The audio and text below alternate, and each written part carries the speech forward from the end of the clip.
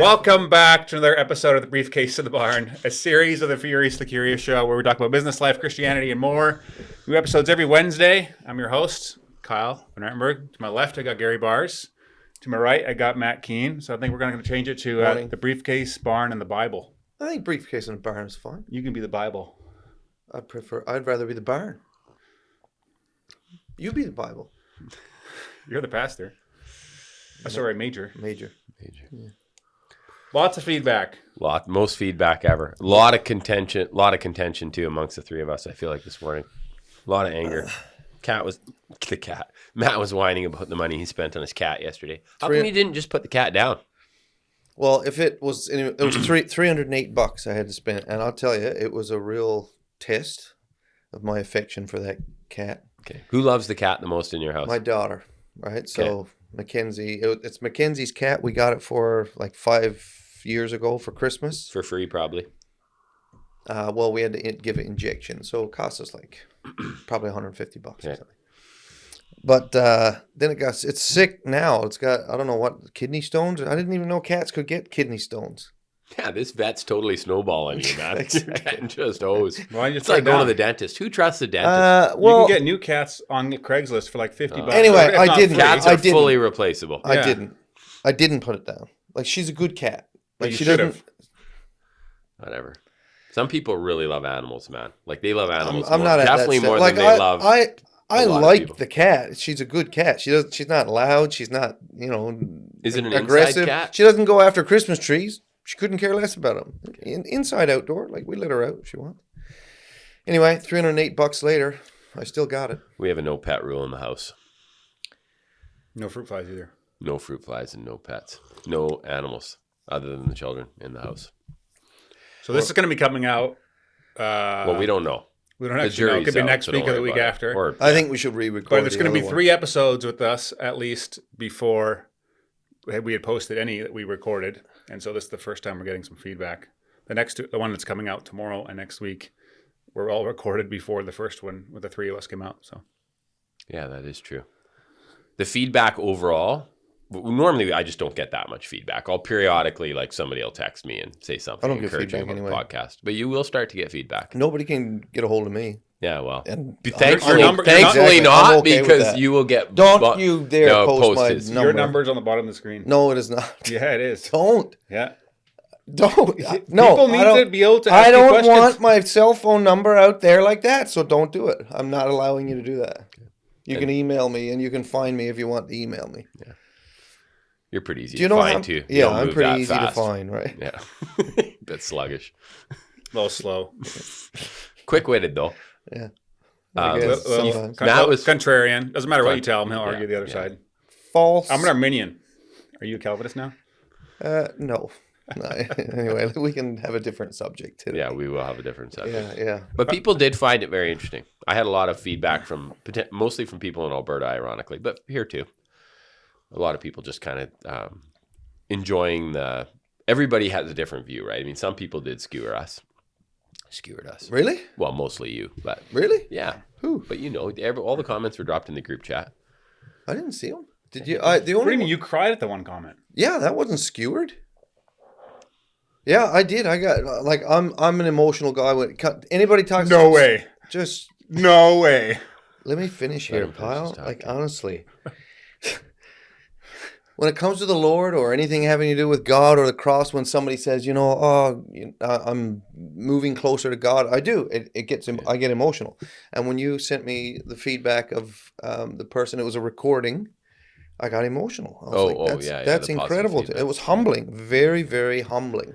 You also get very sensitive if people actually accuse you of being a little offside.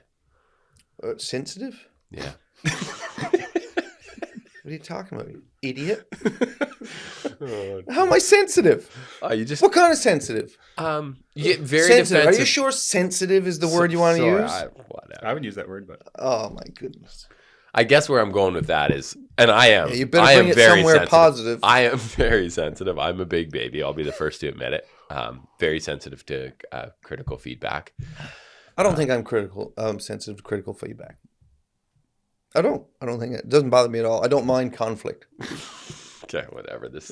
Give me an You example. might need freedom session. Give me an example. If somebody Give me calls one example. I'll give you an example. Okay. I'm going to make it real now. Yeah. At one point, I said derogatory things to you. Basically, called you, a No, heretic. you've got it wrong. Tell them the truth. No, you tell the story. Then. I will. I'm not trying. I will. So, in the first 3 years of our relationship, Gary and I knew each other from a distance only from the school, right? We'd shake hands, whatever. And every single time, bar none, like without exception, and now remember what my job is. I teach people the gospel of Christ for a living. And every single time I would meet Gary alongside a third person, there would be only like accusations from Gary that I was a heretic, like constantly. Like he would constantly say, "This guy, you can't trust a word he says." Like he preaches from the pulpit, but it's all heresy. Don't believe anything he says. Like people follow him or going straight to hell. This is the kind of stuff. You would say that? Constantly. That was a bit extreme. No way. There was one time he said something in jest, and then I'll be like, no, I'm just kidding. And then walk away. And there was one time when I just got so fed up by it because there was like probably 4 people around and he was saying the same thing. And one of the people that was around started coming to my church. And I was just like, Gary, I said what I shouldn't have. I said, Gary, you're an a-hole. I had to repent. I had to ask the Lord to forgive me. And I went to him later and in person I apologized. But and then I said, do you honestly think that I'm a heretic? And he was like, no, I'm just kidding. And I'm like, well, you don't make it sound that way in front of other people. So that's what he's talking about. Anyway. Okay, sorry. I thought that's how I was sharing the story. I wasn't. I didn't think I was going. But we got over it. And I believed him when he said, no, I'm just joking. And since then, I've only held a small grudge in my heart. No, I'm kidding. Tell your face that. No, We got a mailbag question, kind of already about this Hurts topic. already. I gotta shut off my phone because that's gonna go off in a bit. I think. Yeah, you got a lot of friends calling you. A mailbag question here: how to deal with a critical spouse? They do not think they are being critical. They are type A and have workaholic tendencies and expect everyone else to be the same. It's exhausting and discouraging to never feel like I'm doing enough. Is that Nicole? No. I think that's Nicole saying It's that. more likely from my wife. No, I think okay. It's I don't know. That's my marriage struggle. It's not mine. No? No, and you know something? He's the opposite of a workaholic. The last time that we talked about marriages, I heard what you said, by the way. The last time we talked about marriages, I went back and listened to it with my wife. Honestly, my wife and I are a brilliant team. I love her with all my heart, and I wanted to say it. So I can't speak to this stuff like how do you deal with a critical wife? What do you mean? If someone in your church comes to you and A critical wife was the question. No, right? critical spouse. Spouse, man. Spouse, It goes yeah. Both. Yeah. It could be either. Easily. Either one. Yeah, that's what I'm saying. Look, so in my case, it would be a wife. Oh, yeah, I guess. Obviously. I hope so. Well, Anyway, my wife's not critical. okay, but how would you mentor someone in your church if they came to you with this problem? Oh, okay, never mind. I totally, my mind didn't grab it like that. Yeah, you have to listen to the question. You answer first. How would you deal with it? Well, I am that person. You're the critical one? I am the critical person. Of yourself or of your wife? No, of anybody I'm in a relationship with. Oh, Which means also himself. Yeah, which means also myself.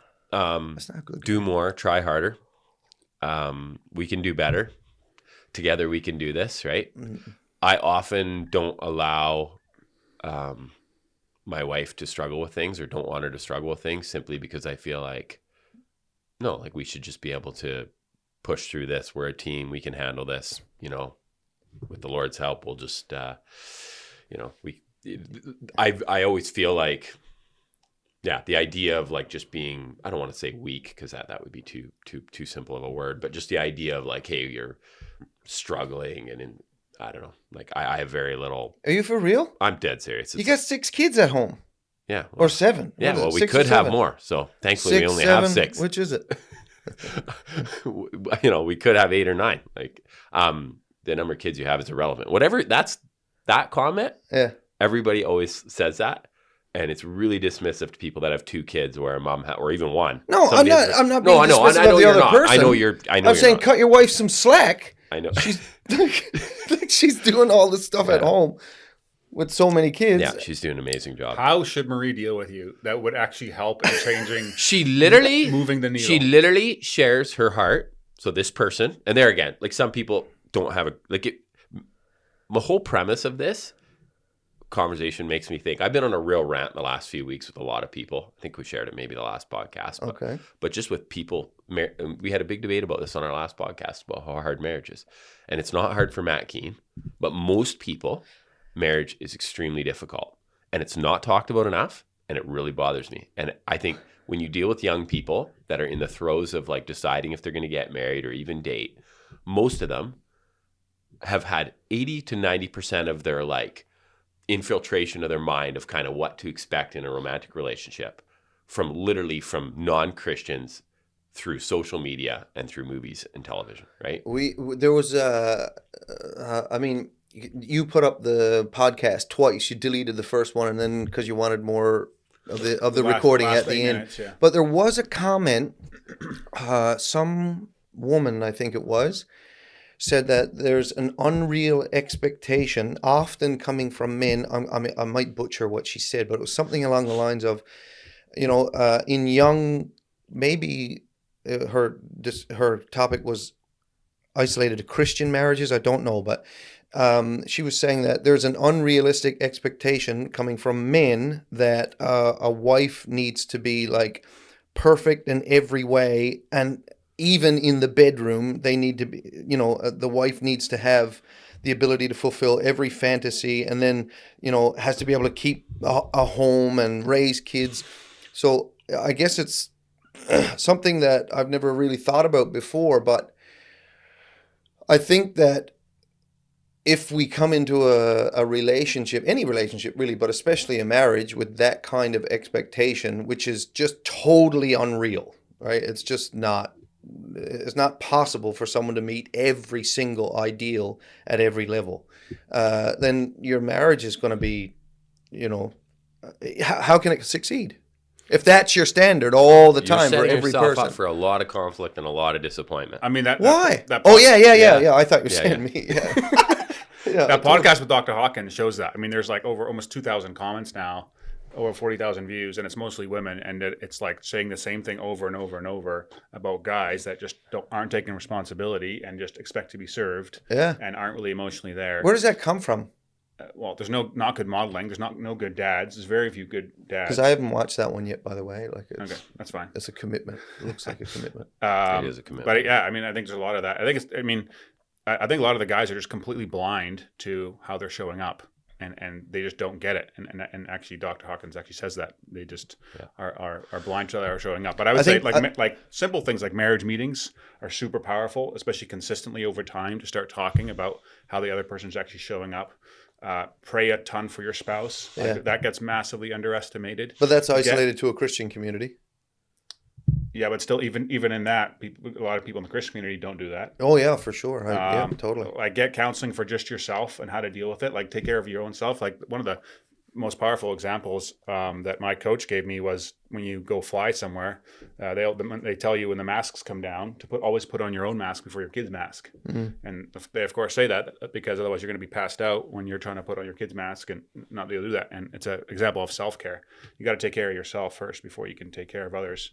And so for this, if you're dealing with a critical spouse, like just make sure you're doing good self-care, like take care of your own emotional health in other ways so you can actually not be so exhausted and discouraged when you feel like you're never being enough, because they're not necessarily going to change.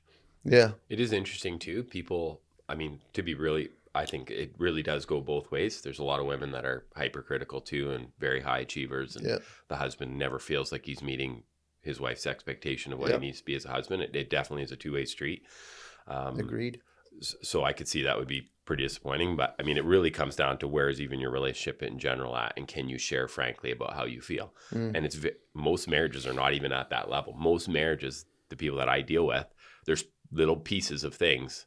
I've had experiences in the last few days where they can't share bits and pieces. Well, you're definitely not, and it's hard even for me. It's like, and often I think, hey, maybe the Christ-like thing to do, the proper Christian thing to do is just to shut your mouth and man up and just, do the right thing and live with the little frustrations and discontent. And to some degree, you are supposed to do that. And most people don't do that enough. Most men in particular can't just bite their tongue and just shut up and do the right thing and care well. My experience has been that people quickly voice their discontentment. And it's like, really? But probably not in a healthy way. Well, it's really difficult to in a healthy way. If you do it in the moment, my belief is if you do it in the moment, you'll hurt somebody. There will be carnage. Yeah. A gift, and like Kyle mentioned it, the marriage meeting is a gift because if you, like for me, I have lists for everything. My whole life is compartmentalized on Microsoft to do on the app, right? And it's like, do better, number one. Try harder, but put it on a list and if you bring something up after you have thought about it for even 5 minutes, but let alone 3 days. First of all, 80% of things you won't bring up because you'll realize that you are a petty baby and you just need to grow up and get over yourself. And then the things that are still nagging at you, it's like, hey, you've had time to process it. And you need to realize that the other person hasn't had any time to process it yet. That's the other problem when people bring things up. They very quickly, in a point where it's like when you attacked me and said, hey, you always call me a heretic, right? And I have to forgive you for calling you bad names. Well, you're obligated to, right? I hadn't had a chance to think about it. I mean, I was just flippantly calling you names because so on my side it meant something, on your side it didn't, and we had to. And we sorted it out pretty quick because heart, and because we're men. No, because I'm I had no intention of hurting your feelings, and I didn't realize you were a baby, right? So it's like, well, I mean, a lot of people are also super conflict avoidant, and I would put myself in that camp. But I'm trying to work out of it. I noticed that this week I wrote a journal.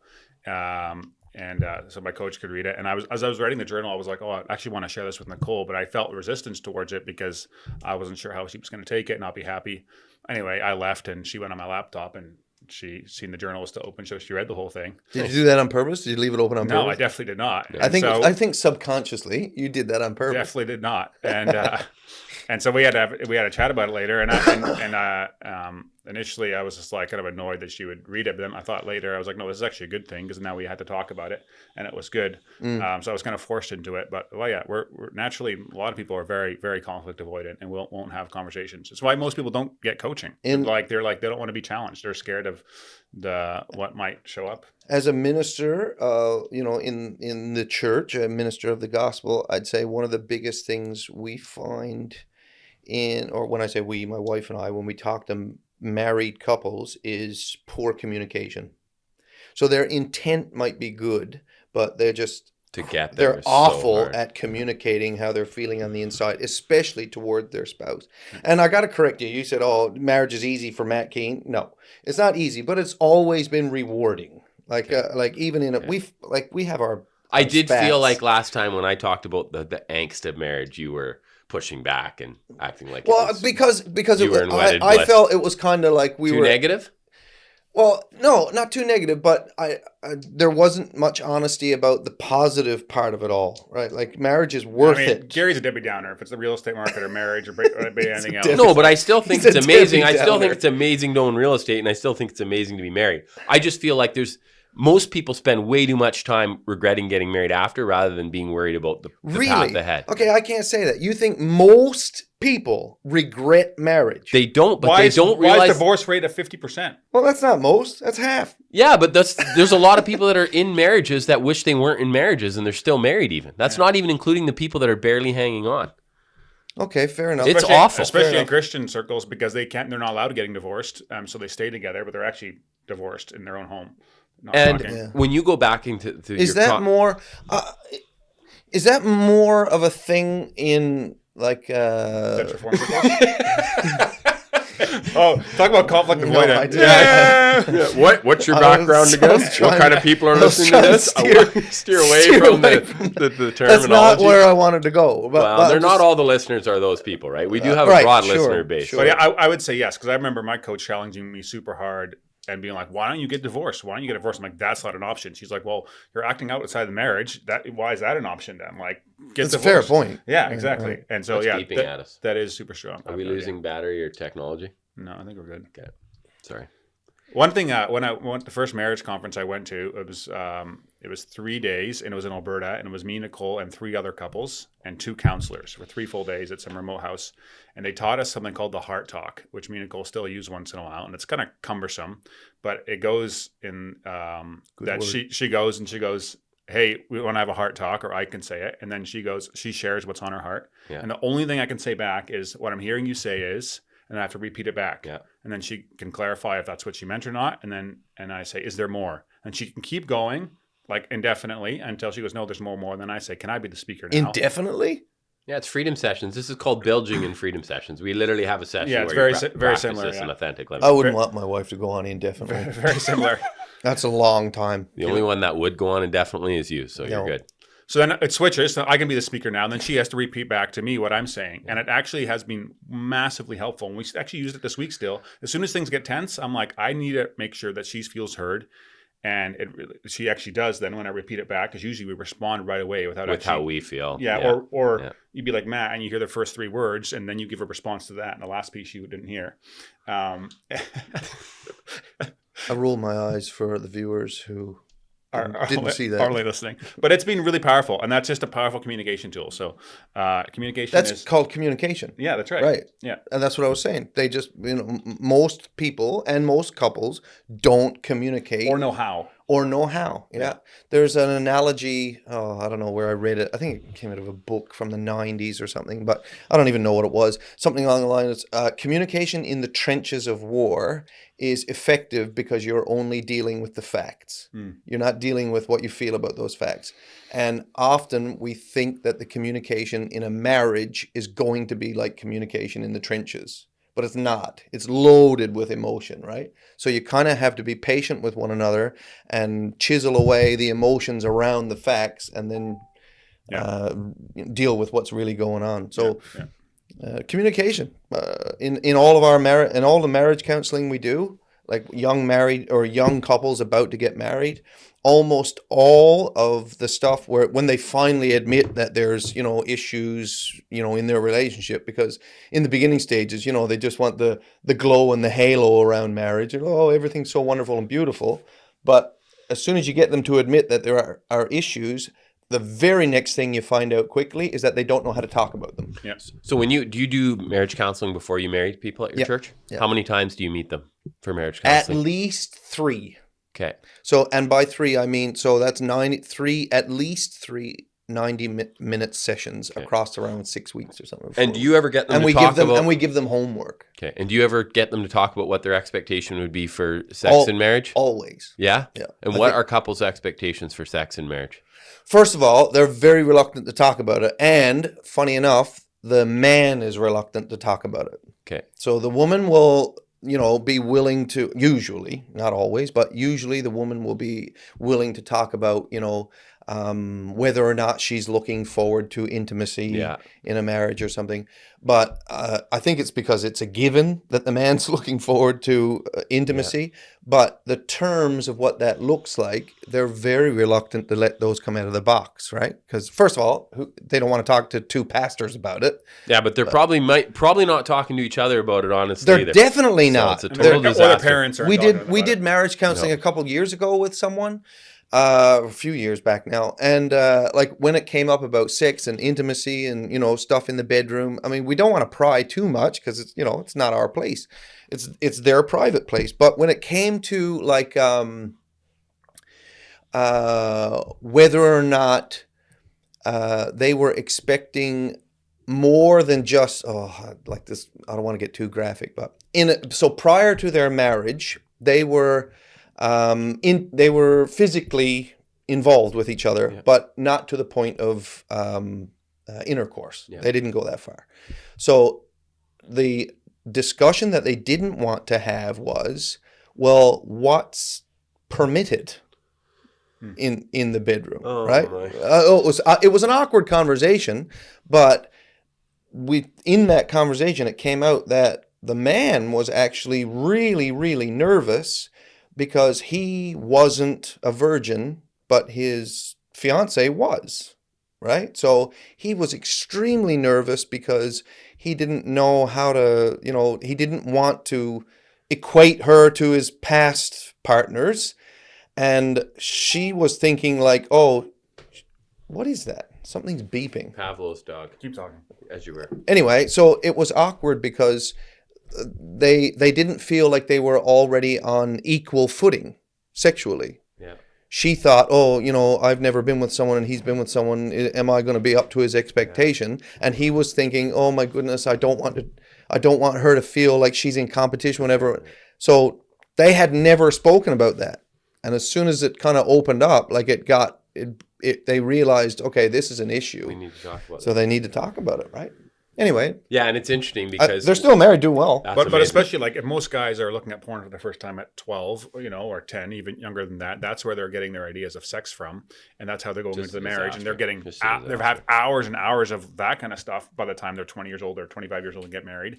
But like 1 or 2 talks from their pastor for 90 minutes, and maybe 1 10-minute talk from their dad, and that's how they're going in, and that really screws things up. That problem is everywhere. If they've got a dad that will have the conversation. That's right. Yeah, there's a book called The Great Sex Rescue that Nicole and I are reading together, and it's super helpful. And last year, Matt Keane actually did our pastor did a sermons. Oh, sorry, Matt Shantz did a. Yeah, I didn't. Did a sermon series on church hurt, and one of the ways that the church has hurt their members by teaching wrongly about sex. Because a lot of people have this idea that it's like almost get taught that it's wrong until they're married, and now all of a sudden the day they're married they're supposed to flip a switch and they're supposed to like feel love it very sexual, and feel sexual and be totally cool with it. Well, that doesn't happen either, and so there's a lot of fear going into it, and it just definitely doesn't get talked about. It's interesting enough. too because you use the terms like you talk about it's like sex, and then you talk about intimacy, right? And like I think even for very myself, very different.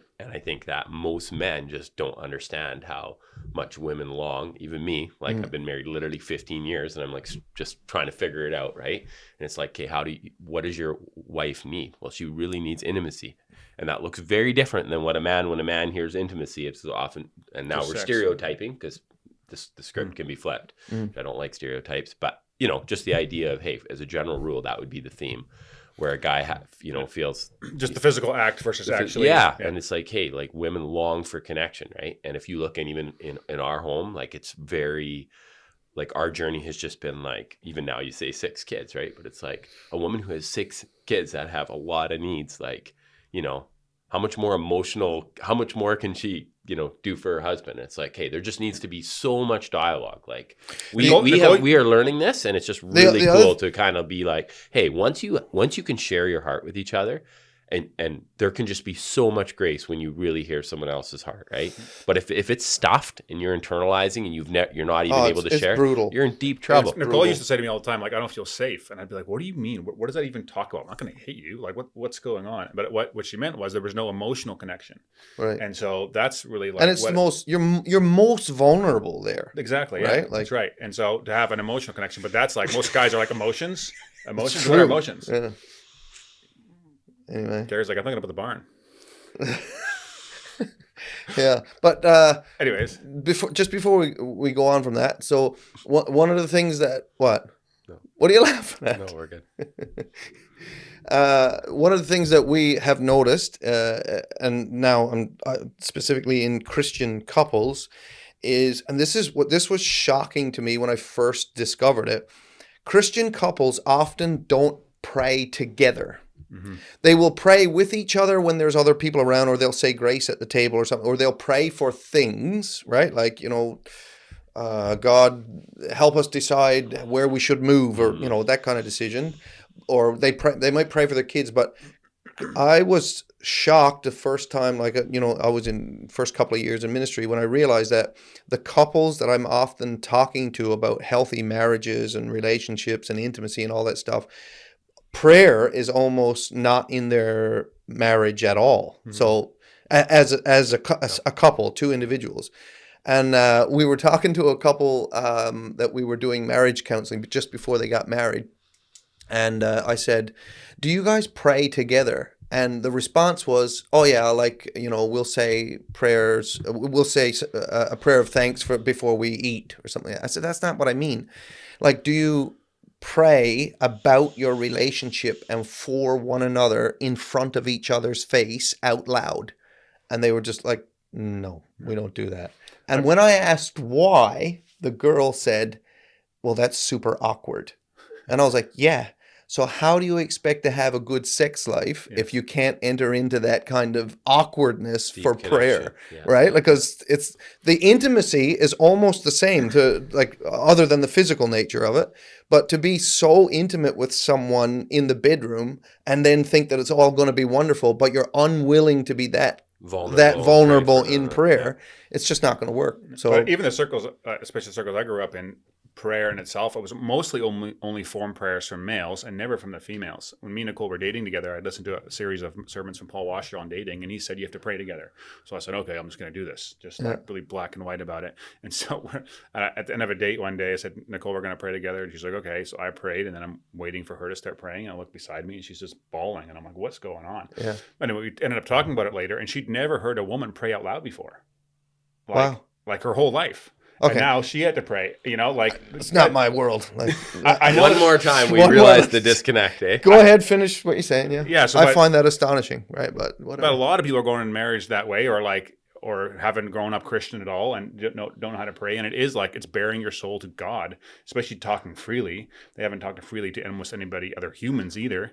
And so now they're supposed to talk to God. It's like it's something you learn. Like it's a practice. It's a discipline, and it takes time. And so I think a lot needs to be a lot of patience and grace too in that area. Like it's not as simple as like we have to do this. Like it's something you should work on and ask help for. But it's not as easy as just doing it. Like it took Nicole like 2 or 3 years into our marriage before she could pray with me. Good for her. I'm glad she knocked through that wall.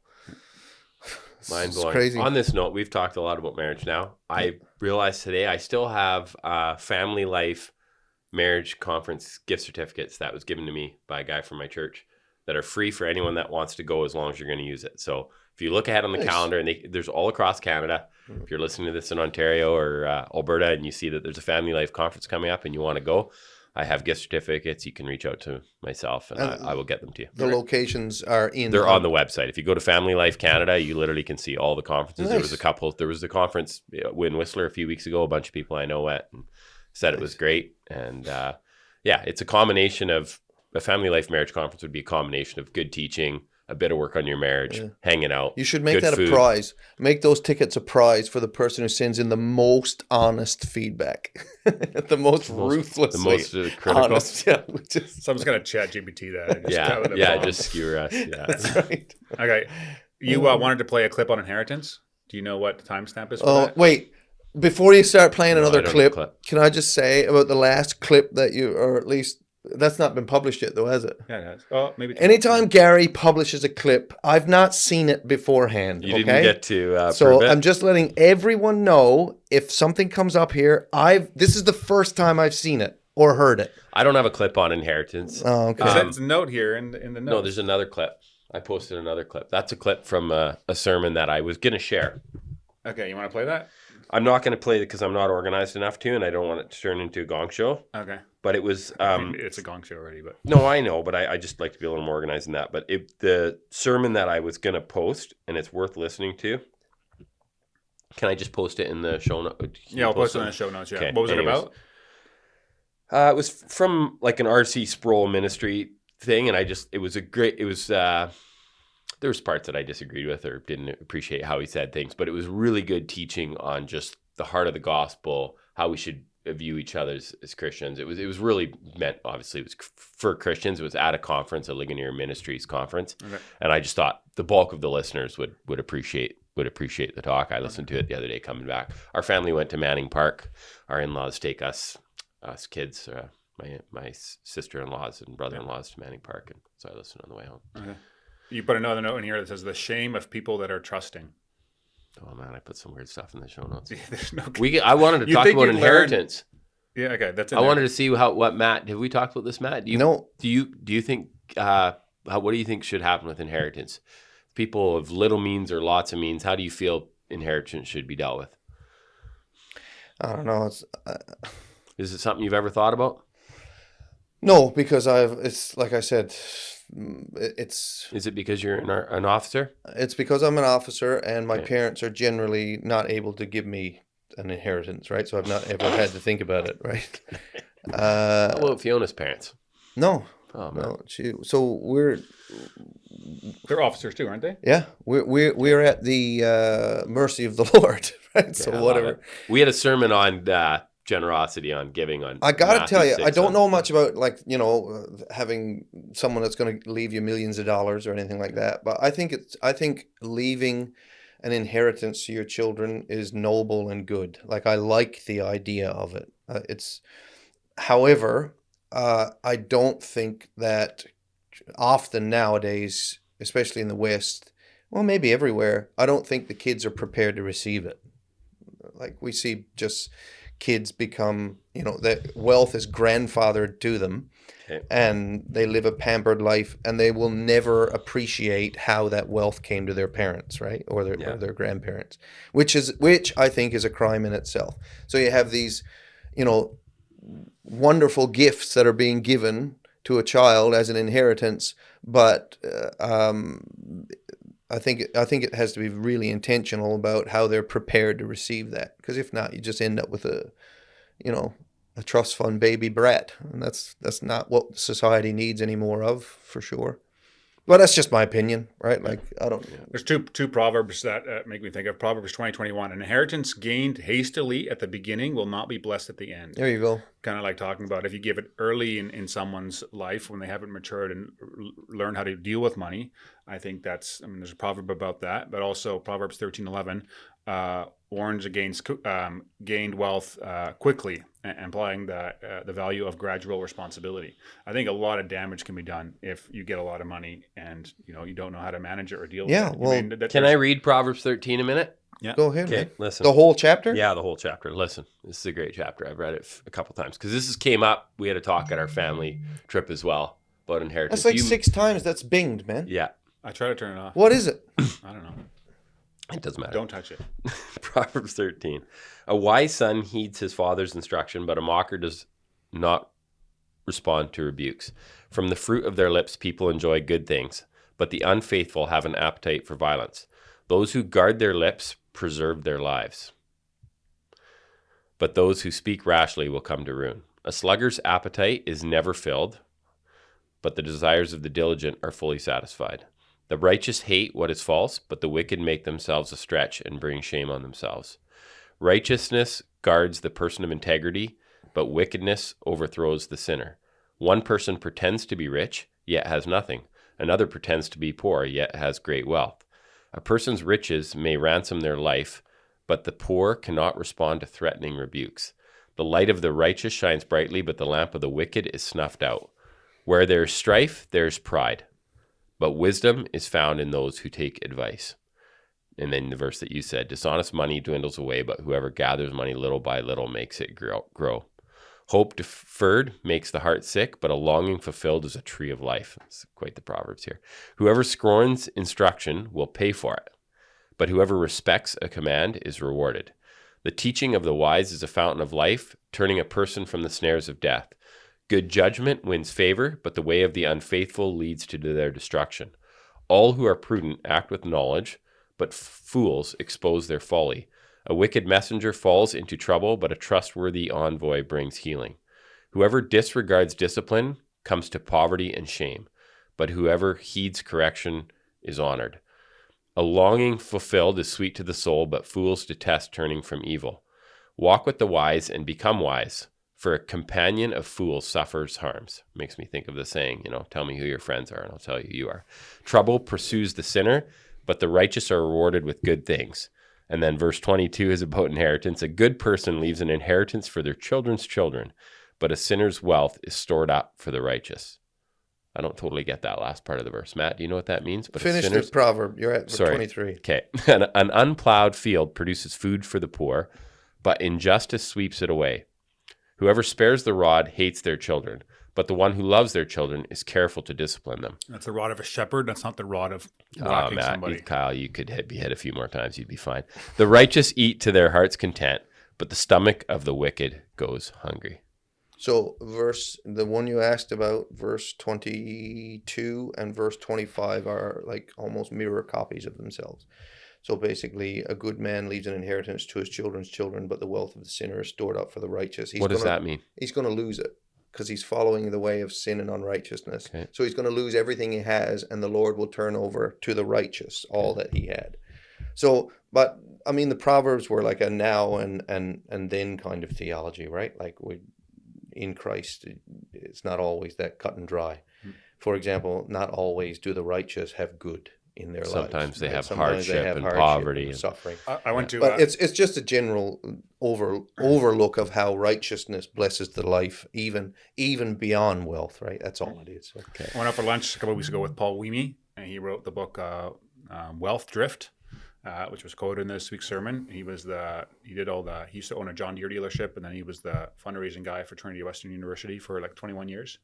And so he deals with a lot of wealthy people. And he said that he sees a lot of like second generation and third generation wealth going down, and it just causing chaos, like over and over and over again, and people not really knowing why they're giving anymore, and a lot of other problems. But it's a pretty good book called Wealth Drift. If you guys want to check it out. Well, Paul Weemy. stats show that people who win the lottery, like huge amounts of money, just come to them like a massive windfall. It's gone very quickly. It's gone very quickly, and often I don't know for sure, but the stats are extremely high that they commit suicide. Okay. Large amounts of money that's just, all of a sudden flooding into your life. They just go crazy, and they either end up as poor as they were before or worse, or they take their own lives because, the substance of life they thought was going to be in that money. It's fascinating. And I think Ernie did a good job when he preached on Sunday. It's just this idea of, it's fascinating how we say one thing, but we really believe different things. And like our entire Christian culture, like you talk about trusting the Lord, and you think of all the things in every church, but obviously I think really in particular, I feel like the churches that I came from are very wealthy.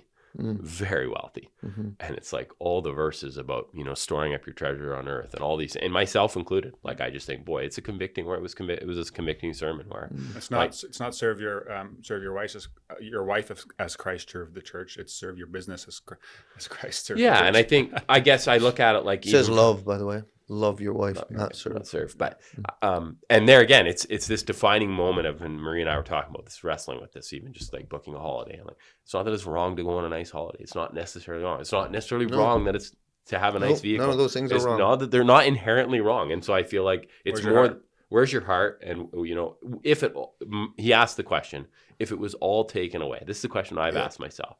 If I lost everything I had, and I was barely feeding my family, and I was, couldn't do a lot of the things we do now, would I still love the Lord? Would I still be thankful? Would I still be joyful? Would I, and I mean, I think you would be. I mean, that's what I had. I lost a lot of wealth very quickly, and it was very healthy for me. Like, I was loving the Lord way less, if at all, with the wealth, because you're relying on yourself. You don't have to rely on, you'd be needy. It's hard to love a God you don't need. Say that one more time slowly. It's very hard to love a God you don't need. Which is what the Bible teaches over and over, where, it's harder for a rich man to enter the kingdom of heaven. Which is interesting why we try so hard to be rich that night. It's fascinating. Somebody said to me one time, I would love to have millions of dollars. I mean, that was probably back when millions, was a lot. Before they turned into money That's printers. hilarious. Right now it's a house. Anyway, but he said, I would love to have millions of dollars. And he was in my church. So I was like, oh, why? And he says, the stuff that I could do for the Lord with that much money would be, staggering compared to what I could do now. And he's absolutely right. I knew a guy in Australia. He was a multi-millionaire. And when I met him, he had an old jacket on with patches on the elbows. He drove a Ford Tempo. You remember a Ford Tempo? He had a Ford Tempo. He had a little 2-story house with a picket fence. And him and his wife invited us over for dinner. And when we walked in, she had remember those plastic canvas things with wool in them? And there's pictures in them, like you'd sew pictures, and they're framed in a wooden circle. You ever see those things? Yeah. Anyway, she used to do that stuff, like little craft stuff. When we walked in, there was in the house, it was a tiny porch, and they had a coat rack there, and you had his whole old raincoat there, and there was a hole in the collar, and I was like, this is, this guy's just like an old, hilarious. And when I left his house, I told somebody, oh, we just had dinner at this couple's house. And he said, do you know that man is one in the top 10 wealthiest men in Australia? And I was like, what? And there's no sign of it. And he said, that guy gives more money than he even knows. I spoke to a pastor of his church, and he said, his tithe pays my staff. Crazy. Right? Like, sounds like the left hand knows what the right hand's doing, but hey, far be it for me to judge you. It was brilliant. Like, it was so beautiful. I never once heard that guy, or it didn't look like he was extravagant in any way, but he could have been. The other side of that, which was talked about in the sermon on Sunday as well, was that you can be a miser and save all your money and do the right things, but that it's a matter of pride as well. It's not like just doing the act of giving itself is now like what makes you righteous or good. Even though that is commendable, and I think it's awesome to share, but he loved the Lord. He was a disciple of the Lord. Yeah, I'm sure a lot of people would say that still. And, it's easy to still, like, on the other side, by just doing the right thing now, like, feel like you're, checking a box. Yeah, it is. I guess the reason I put it into is inheritance is interesting in our culture, where some we got people, off topic. Well, it's all connected, right? But I think that ultimately we're just stewards of what we have, which is easy enough to say. All God's money. It is, but it's fascinating with family wealth, where often inheritance is given really late too, and I just find it strange. I'm just right. Like, I'm doing estate planning now and going over business stuff with my lawyer, and I'm talking about how much you can give to your kids, and he's saying you can't cut your kids even out of the will. Like, there's laws against that. Or what? Not laws, but like your will can definitely be challenged. If you decided to give 90% of your estate away, let's just say you had $10 million in equity when you died, and you said, hey, 9 million of it or whatever is going to all these charities, and we're going to take 1 million and split it between your kids. But it's not illegal to give it before you die. Bingo. Exactly. and So that you can actually manage it responsibly too. You can have a say still, and you can do all kinds of things. I guess for me, first of all, like, and this is embarrassing to admit, but it's come up a little bit because we've been talking. My parents have a good will, and my in-laws are working on theirs. It's just conversations that we're having, but it's just this idea of like, yeah, I need to have a proper will, and that's actually, if there's one thing that you get out of this podcast, have a will. And I won't articulate it well enough, but there's podcasts with like the Wealthy Barber recently with an accountant named Aaron Hector, I think his name is. He's a brilliant mind. I just listened to that podcast. It was super convicting for me. Have a will, a basic will. It doesn't, and it's less on, I would almost say I would pay for it. Like, just get a will and I will take care of it, because it's so problematic if you don't have one. And as a realtor, you start to see stuff go into probate, and especially like basic estates are still pretty basic. But a lot of listeners have businesses, they have things that are in companies, or they just don't even have a clear. Most people. Why is don't it problematic without one? Like, you mean it's because the government comes after stuff. It all goes. The government. I thought you meant the kids. The kids are fighting amongst themselves. I'll give you a really practical example.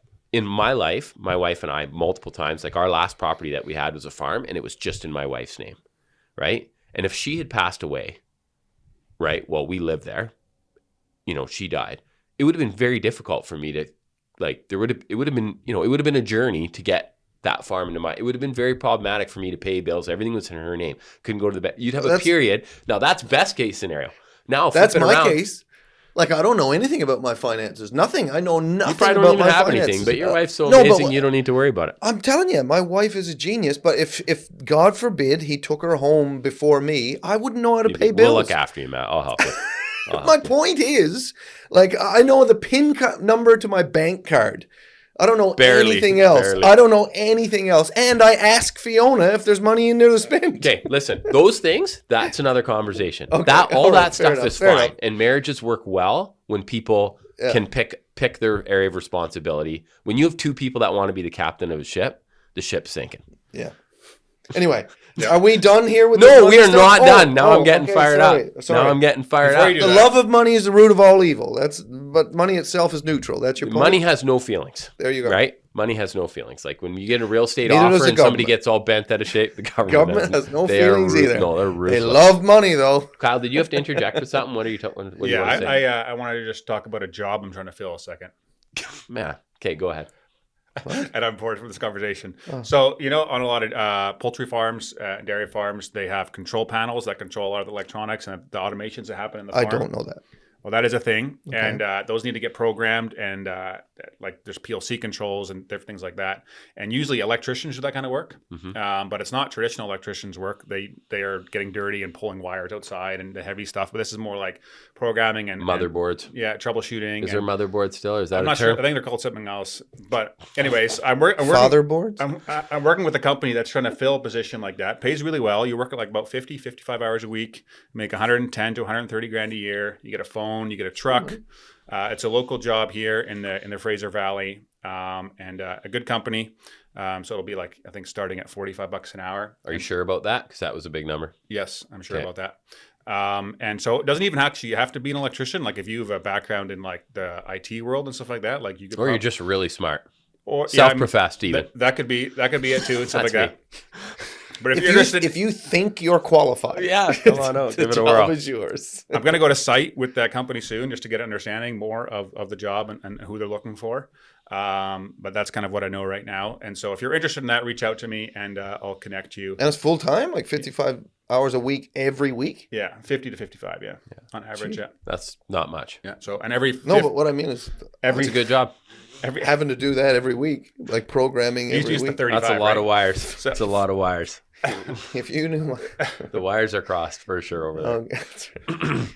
The red and the black don't Don't touch the never red and touch black. them together. Oh, I struggle with. There's so many things I struggle with. All right, what next? Or if No, you're I'm trying still if you're trying to talking fill a about job, reach out to me. Or if you're looking for a job, reach out to me. Did that Yeah. diesel mechanic job get hired for? No, Wow. I have- no, but I did I have a hire guy a for you. consultant. I did hire a consultant Okay. at my shop to just help out, and I'm working on a whole bunch of different pieces there in one fell swoop. I have a mechanic that might be Okay. interested in. Okay. I got some. We got some feedback on the meat discussion we had a couple of weeks ago from a chicken farmer. Hang on. I sent you guys a new photo for Superstore. 2 steaks, $77. $77. I thought $58 was extreme. No, it went. The next time you went, it was more. Well, what did I tell you? I said at the store it still wasn't enough. Okay, so these People are don't Why? believe me. Like how is Because that the calf is reasonable? $1,700. 2 Matt. steaks, $77. Who can? That's nuts. I don't look. That's ridiculous. okay. So this is beef boneless rib steak. Is that a really good cut or something? yeah. It was 1.132 kgs and Yeah. it was 77.34. So How much a kg was it again? That's 68. 68.32. 68.32 a kilogram. Come on, that's got to be too expensive. It's a lot of money. That's What, a ton of 31 money. bucks a pound? Am I doing my math? I right? just spent Something like that, $308 on my cat. I mean, $308. What? I mean, 4 of those bad boys. And That's you could've right, Just put four- the cat four- down. four- That's definitely a good trade. 4 I take packages of that Put your steak. cat on the barbecue I next take. time. That escalated quickly. Ridiculous. Anyways, this is what the Would chicken you farmer eat, I sent. think I would eat a cat if I had to. Chicken farmer Wouldn't said you? this. A quick note in response to your latest podcast regarding the price of chicken. Prices are going up more because of the lack of supply than specifically because of an increase in demand. Avian influenza has been significantly pushing the supply rates down because of the CFAA's stamping out policy, killing all the birds on every farm that tests positive. And there's a big push in the chicken industry to try produce more in the near future to meet the demand for meat and capitalize on high beef prices. The industry definitely sees a future increase into demand for chicken as people turn away from beef. The industry is even talking about giving a 10% quota increase to increase production quickly to meet consumer demands and the loss of production due to the avian influenza. Do you know what a quota increase means, Matt? I do. Yeah. I do know. you know what that quota- means for the farmer? I don't know what it means for the farmer, but a quota increase would probably mean he has to pay more. No, he makes more money, right? He makes gets more all the money. quota for Produce free. more. Gets to produce more. But Do they have quota you in want to your know line the of work? problem? You want to know the root problem in all that he read there? Did you hear it? No, I didn't Just- say it. Government. Flipping government. It's true. Well, the reason for all that is that they come in and they just kill everything. Old people and babies too. Government. The National I got- the National Post Post ran an article, very interesting recently on article. abortion. There were a bunch of moms that were 8 months pregnant, and they wanted to see if like late-term abortions actually happened in Canada. And so they are happening. They went to a couple clinics, and they were more than happy. But they weren't really wanting to kill the baby. No, they wanted to do a test. Ah, okay. They didn't go full through. Praise the Lord for that. That'd be real reporting. Yeah. So and actually, that's what's really sad. And that's where I do struggle with how we as Christians deal with abortion. Yeah. Many, many women in our churches, all of our churches, Yeah. everywhere from the whole spectrum of churches have had abortions. Yeah. And it's like 25% of women in churches. yeah, I mean, it might be, I would say it probably is less than that number in some of our churches, but I guess I have dealt with a lot of women that have had abortions, and I feel like, and I am a huge pro-life supporter from front to back, Same. Me pocketbook included. Mm-hmm. And I feel like the idea of our Christian culture is one of militant, right? Yeah. And like we should be militant in protecting life, Yeah. but we should apply the gospel Oh, for sure. across the board. You can't. And go I in feel like the way we talk about it often in our circles is a complete lack of understanding of the level of sin. And then again, very quickly, Yeah. if you were a person that had an abortion, how would you feel in our culture, in our Christian circles? I agree. Would you feel like, hey, this is the Grace same is sin? often removed from that subject. Yeah, grace that's- is removed. yeah, I agree. And believe it or not, Yeah. and we should, if we understand the gospel, we should realize this, there is grace for that person who repents, Absolutely, right? yeah. And they do. And the shame that's carried and the weight that's carried for Yeah. people that have committed that sin at a point in their life, it's bothering to me. And I guess it's there again. I always feel a bit of that tension think- where it's like, I think on that subject, when it comes to abortion in particular, we've been conditioned for how many decades now? Like that abortion's not really a big deal, and I think the society in general, not the church, society in general is taught that abortion is not even. they don't really believe it themselves, though, Matt. Oh, that might that might be true. You do not ever hear people talking that publicly about it. It's fascinating. That might It's like be sex. true. That might be true. Oh, it's way different than that. yeah. Well, it I doesn't I get wouldn't talked compare about. that. No, I wouldn't. I mean, it's compare like that. it's a taboo How thing. did he People get feel to that? uncomfortable. It's bad How comparison. did you jump to Yeah, that's In the sense that it doesn't get talked about. No, It's it like a gets- taboo sex thing. gets sex gets talked about It's way too too much, much. too But much. I think Really? Yes. We just talked about earlier in this chat. maybe how not in people your don't- family, but everywhere else it's talked about too much. you can almost find it on the back of Like you cereal rewind boxes. this a half hour, and you guys Seriously. verbatim said that it wasn't being talked about. But okay. No, no, we didn't say sex wasn't being talked about. We were saying that married couples don't talk about it amongst themselves, Personally, but yeah. society Yeah. talks plenty about sex. Ad It's on nauseam. Society, yeah. Well, Yeah, that's yeah. what we're talking about. So I think abortion itself, we are conditioned to just accept. I mean, society, not the church so much. The society is being conditioned and has been for decades to just accept that this is an option. So when we talk about, you said in churches 25% of women have had an abortion.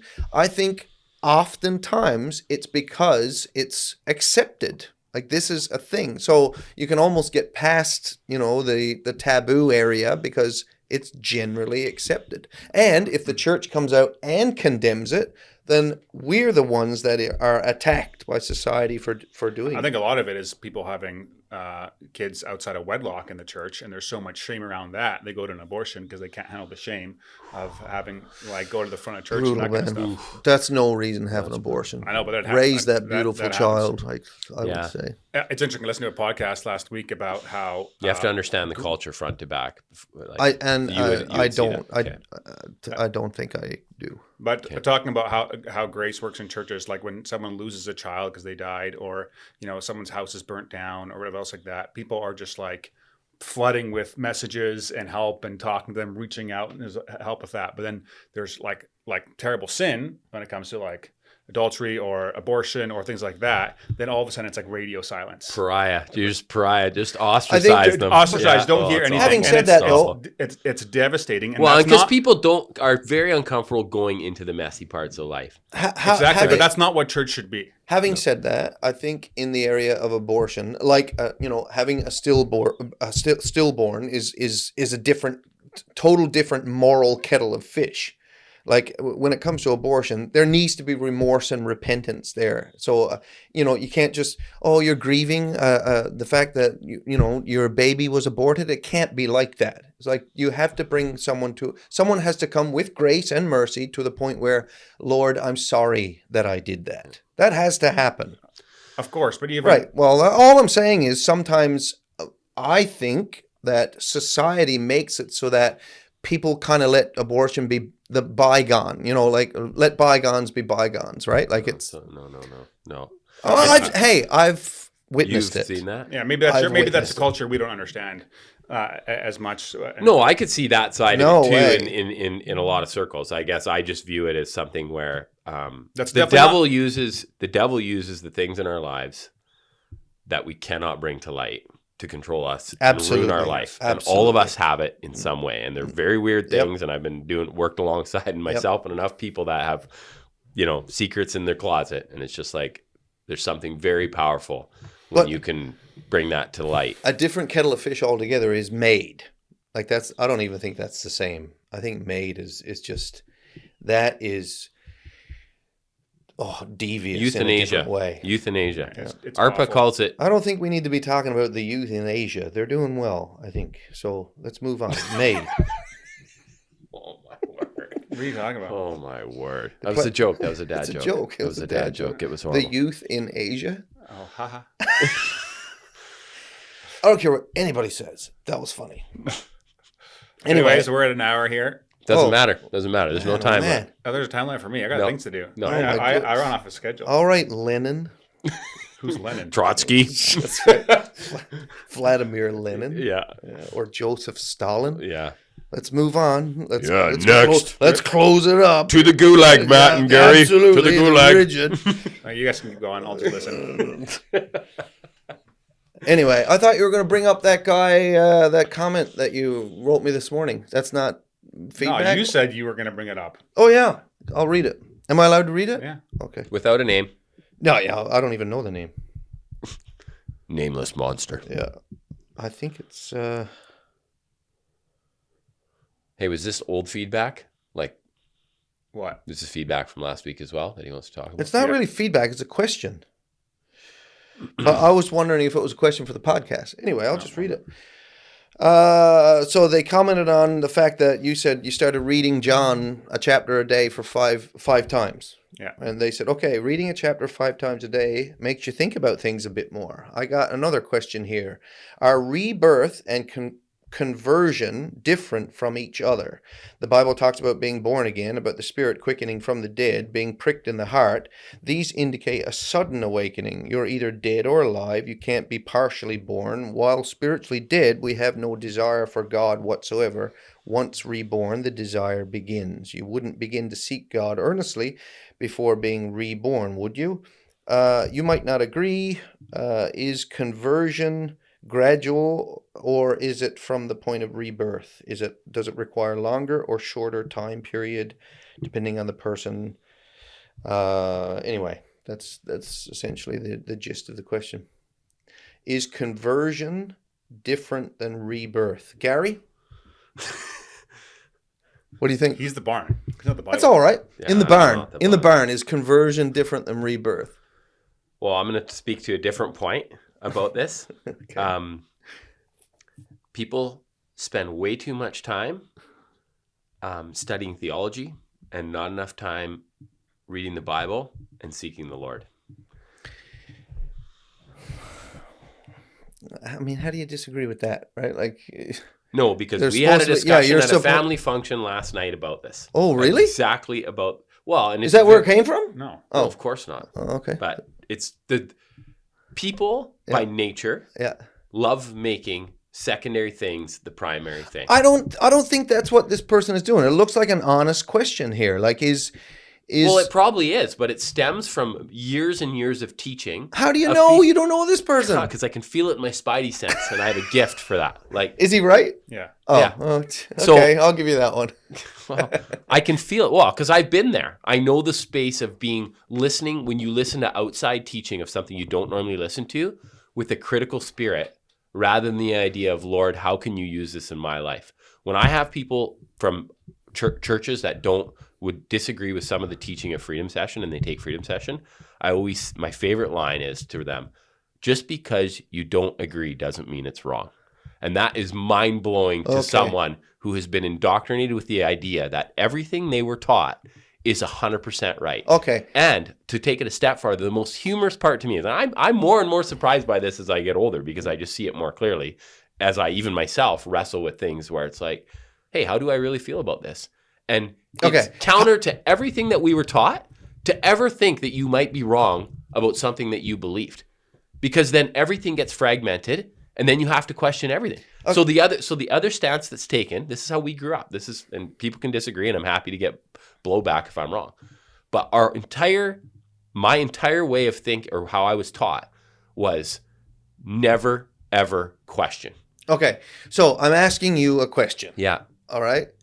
Is being born again the same as conversion? Yes, I think it is. But the question where I feel feel this this saved question without being born again? No. So no, but good. We're on the same page. But being people, and this is what really gets people when you've been brought up how we're brought up, because they may not have a conversion experience that was literally taught from the leaders of the church, and it wasn't necessarily a biblical one. I'm going to go as far as to say, in layman's terms, what do you mean by a conversion experience? Like from drugs to sobriety? Well, or just even the experience. I was at. That's what you mean? Yes, I was at a function the other day with a guy who's a good buddy who goes to a different church than me, where this is taught more emphatically. Now, I'm going to go a step and say, hey, so maybe at our church or other churches, it's not taught enough. Okay. There's not enough emphasis put on certain areas. Okay. But the spectrum is broad, and nobody is nailing it. So we should all be concerned. What spectrum of what? The spectrum of what it means to be a Christian, okay, or how you're saved, or just the idea of like when you talked about when you said, hey, somebody could be at church and they could be blowing off the fact that they don't understand the gospel and they don't understand sin if they're blowing off the fact that they had an abortion, right? Or they're whatever. You could say maybe even it's ignorance or, there's a lot. But when it actually comes to like becoming a Christian, there's way too much emphasis in some places of how that looks. And it's like the whole experience. The whole experience. Has to go a certain way. God, in the Bible, if you look at the Bible, like there's not even that many experiences written in the Bible of people being saved. There's a handful. And some are extremely powerful, like Paul. What are you talking about? There's tons of examples. Well, there's tons. But what I'm saying is it's not... No, name some examples of people coming to the Lord in the Bible to explain them to me. I can think of a few that I use. Cornelius, the 3,000 in Acts, the 1,000 more or so in Acts 4. Yeah. Simon the sorcerer. Yeah. So now, to interrupt... Now, what if you were taught growing up that to get saved, you first need to like cry for a year? There's more. No, listen. First, you need to cry for a year because you're so sad about your sin, and then after a year, maybe you're supposed to feel just a little glimmer of Christ. But most of the time, you're like, I get it. You see where we're going with this? But those aren't salvation. Those are byproducts of what happens for some cases in salvation. Okay, but if you're being taught one way your whole life, and then that's as like the only way that's ever true, and now you're reading the Bible and stuff like that, it's hard to undo that and just look at things matter of factly. Yeah. Well, the biggest travesty from the doctrine, I guess, for lack of a better words, of hyper-Calvinism that comes from that, the biggest travesty is people just really not having any assurance of salvation. Even in my own life, just the questioning and then, man, you are just like a neutered Christian, and then how do you teach your kids confidently when you yourself are struggling with your faith? And I think, man, the Lord, if you read the Bible, if you can read it clearly, which is really hard to do when you've been indoctrinated for 25 years. And the other thing about indoctrination is many of the things you're taught are right. So what happens is often, and it happened with me to some extent, is you throw the baby out with the bathwater. Now all of a sudden you're just like, oh, wow, that was not true. Now people just start cleaning house. And that's not right either. So wisdom would say, hey, That's why I talk about going back to the Bible. Yeah. And that's what the guy that asked this question is doing that. He's wrestling. He's wrestling, totally. He's actually reading the Bible, and I encouraged him to do what you Sorry, I have no clue who it is, so I'm just speaking candidly. I have no clue. We don't need to doesn't know. matter. We don't need But to it doesn't know. matter. No. To encourage you, what you did to me to do is like read it 5 times a day and say, Lord, show me. I didn't actually say 5 times, did I? Yeah, you did. You said 3 to 5 times a day. Don't read ahead. Oh, yeah. Okay. 1 chapter a day, the Gospel of John. Pray that he would speak to you. That must through be the Holy Spirit, because I can't even remember. And then you saying, said, "Praise once the you're Lord for done that the book, wisdom." read it again. And once you're done the book, read it again. Yeah, and I did actually say that. stuff started to sink in. And Eat it. I was actually trying to like comprehend it rather than just check the box, box of reading whatever the Bible, it is. yeah. And once you start doing that, then you really get your mind challenged on like what you were taught or not taught, and because this is the actual truth. It's fascinating though, because then on the flip side of that, and this is what we were warned about, or I should not blanket statement here. I felt like I was warned about as a kid was this idea of like easy believism and deceiving yourself, and that does happen too. Mm-hmm. But it's not happening as a general rule in the place where we came from. It's the polar end, opposite end, and so it's fascinating how that fear. Then the teaching is all stemming from a fear.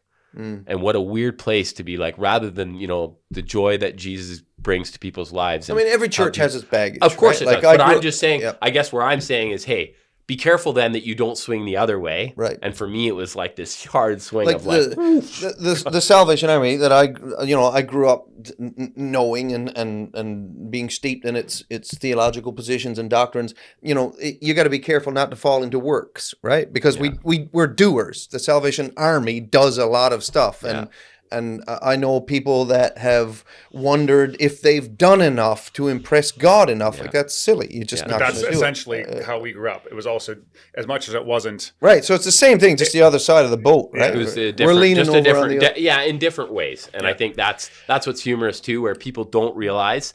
We all we were taught we all have a pope in our heart. a pope, like a papal authority. Yeah, like a pope in our heart of like go do like doing like that was growing up. What I was taught, like we all have a little pope in our heart of like works-based salvation. I want to read. For this guy. Sorry, I'm not totally understanding that comment, but Oh, do you want to unpack it, or can I read for this? No, go ahead. Okay, so I want for this Everybody guy else that probably answered gets the it. question. I'm simple. This is Paul's testimony to King Agrippa when he's in Acts. Yeah. Chapter 26. So Paul says the Lord spoke to him after he was converted, and he says, "I will deliver you from the Jewish people as well as from the Gentiles to whom I now send you." And listen closely. He says, "And the Lord told me, I will send you to them to open their eyes in order to turn them from darkness to light and from the power of Satan to God, that they may receive forgiveness of sins and an inheritance among those who are sanctified by faith in me." So Paul lays out what the Lord told him. I want you to open their eyes, like teach them the truth, so that when they are taught the truth, they are able to turn from darkness to light, from the power of Satan to God, so that then they may receive forgiveness of sins and an inheritance among those who are sanctified by faith in me. That's conversion. So having your eyes opened is not conversion. Having your eyes open and being taught the truth is the way to conversion. But you can still reject what you're taught. But here he says, the act of turning from darkness to light, from the power of Satan to God, after your eyes have been opened by the truth, then the forgiveness of sin is possible because you realize I can repent, the Lord can forgive me, and you now inherit through faith in Christ what is the born again life. So I think it's, if you start the opposite way, that you're just trying to believe in God on without actually knowing what the truth is, then you're going to end up in this place where you're unsure if you're converted. And I think that's really the bottom line. I think it stems, I don't know if I'm accurately summarizing, but I think people would hear you say that, and then they would say, well, it can't be that easy. And I'm sorry to break it to you, boys. Yeah, but it's fascinating. I always come back, and there again, you can tell me if I'm wrong. I probably am. But like, I think there's one experience in the New Testament where Jesus literally has like a conversion experience with somebody where it's very black and white. And it's literally when he's dying on the cross. Correct me if I'm wrong. Well, right. And then you have Zacchaeus, another one. Sorry. Okay. Maybe not as crystal there's a few, clear. There's a few. Okay. Sorry. But that one is very clear where he literally, like, the man goes from and I just think here you have a situation where I was under the understanding of some process that needed to happen, or it had to be complicated, or I'm just not doing enough. And then I think the one example that's crystal clear to me in the Bible is Jesus dying, right, on the cross. And there's this person beside him, well, two of them, and the one's mocking him, and the others is just having an awakening, which some of us have had an awakening where we realize how awful we are. And then he just says, yes, okay. Well, then he says, he realized who Jesus was. He realized who he was. He knew who he was. We're criminals, he said. We're sinners. We deserve what we get. This man is perfect. This man is innocent. And so his realization is aha moment. This pop was, oh my goodness. Yeah. And then he refers to, he says, Lord. So he realized who Jesus was. And that's the knowledge that we don't. So we just said, I'm sorry to cut you off, buddy. This is where I get passionate. This is not real estate or money, but or you're beef, way more or spiritual beef. than that. No, it's just this is what I love, right? Telling people. So when it comes to oh my goodness, I lost. When it comes to conversion, we just said earlier, it's so easy. It's not. It's simple. Simple, but it's not easy because the point of conversion is the death of self. You can't keep you and take on Jesus because he won't compete, right? Like it's an exchange. It's the greatest transaction ever offered to humanity, right? The Lord says, I want your life and I'll give you mine. I'm not going to give you my life and you keep yours. Like the exchange has to take place. He's king. The problem is we think, I can believe in a king, but still be my own. And there's the flaw. You'll never be converted if you remain your own king. In your own life. Impossible. Okay. I think like when the Jews say, like when the verse says, the gospel is a stumbling block to the Jews and foolishness to the Gentiles. I think when people say that seems too easy, they're talking like the Jews talked of like it's a stumbling block to them because they wanted to work for their salvation. And the Lord won't allow that. No, because then he owes it. Yeah, exactly. And so it's like it was too easy for them. So they were like, I can't do this. And then the Gentiles were like, the guy. This sounds stupid. He died on the cross and that saves me. I guess where I was going with that was that person went from probably having no knowledge of who the Lord was to literally seeing his Savior and being in eternity with him in a moment, in basically in hours. And that's something foreign. Right that's something foreign to kind of what our experience was. And I think most people don't realize that. There again, it comes back to the whole teaching of the doctrines that we've hashed out here a few times, and we won't go into it again. It was taught misery, deliverance, thankfulness. You first have to feel misery, then you have to feel deliverance, then you feel thankfulness. And if it's not in that order exactly like that, then it's not true. Okay. So like Zacchaeus, I don't know where they put him then because he popped out of a tree, and a minute later, Jesus said, "Salvation has entered your house." I don't think it's entirely wrong if you have liberty to mix up the order of those. What was it you said? Misery, deliverance, thankfulness. Misery, delivery, thankfulness. Like a person will have to come to a point where there's genuine remorse for the sin that was violating God's holiness. I actually remember my dad did. How that happens, like my dad did the Lord can do.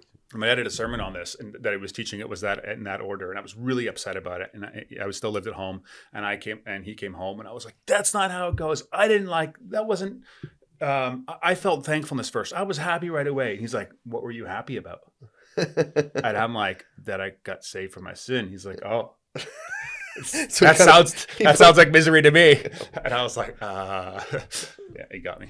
Anyway, I want to encourage the guy that's reading his Bible, like, keep doing it. Like, if you're reading scripture and you're honestly, with your heart open, seeking God. Prayerfully what does the Bible say? God. Seek first the kingdom of God and his righteousness, and the kingdom of God and all the rest will be added to you. Seek first the kingdom of God. Yep, seek, you will find. Thanks for listening, guys. I appreciate it. Catch you next week. We'll talk more about Barn and real estate updates. Everything. Send your feedback in. Send your questions in. Yep. We'll read it anonymously or non-anonymously, up to you. And the more you send feedback, the more it pushes Kyle off his rigid study notes here, and we can get to something with liberty and freedom. If you want to support Instead the show, of you can do that as dictating well. the whole thing. Yeah, I do. Feel You're the pretty better controlled. dictator. I feel You're the pretty better controlled. dictator. I would Have be a great week, dictator. guys. Bye. Peace. Hey guys, if you enjoyed that episode and were blessed by it, would you be willing to support the show? That would help a lot in creating more content, improving the quality of the content, putting the production value, getting more guests on, and me being able to spend more time and energy towards it. So if you're interested in doing that, you can click up here and it'll take you to a support page. But you can also subscribe to the podcast by clicking over here and doing that. Thanks again for listening, and I'll catch you on the next one.